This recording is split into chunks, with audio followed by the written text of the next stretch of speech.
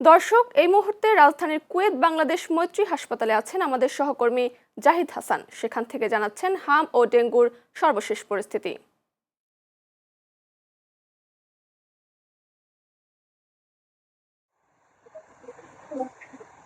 ধন্যবাদ অর্পিতা। সারা দেশে হাম এবং ডেঙ্গুর সংখ্যা প্রতিদিনই বাড়ছে।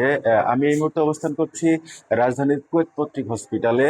এই হসপিটালে গত 24 ঘন্টায় হামের রোগী ভর্তি হয়েছেন মোট 4 জন এবং ডেঙ্গু রোগী ভর্তি হয়েছেন মোট 3 জন। অর্পিতা, এখন পর্যন্ত এই হসপিটালে আজ পর্যন্ত ডেঙ্গু রোগী ভর্তি আছেন মোট 11 জন এবং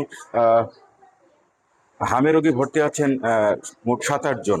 স্বাস্থ্য অধিদপ্তরের তথ্য অনুযায়ী সারা দেশে গত 15 মার্চ থেকে এখন পর্যন্ত হামে রোগীর সংখ্যা 1,04,717 জন এবং চলতি বছরের শুরু থেকে এখন পর্যন্ত ডেঙ্গু আক্রান্ত রোগীর সংখ্যা প্রায় 11,000। এই বিষয়ে বিশেষজ্ঞরা অভিভাবকদের সচেতন থাকার পাশাপাশি ঘরবাড়ি পরিষ্কার রাখার পরামর্শ দিয়েছেন।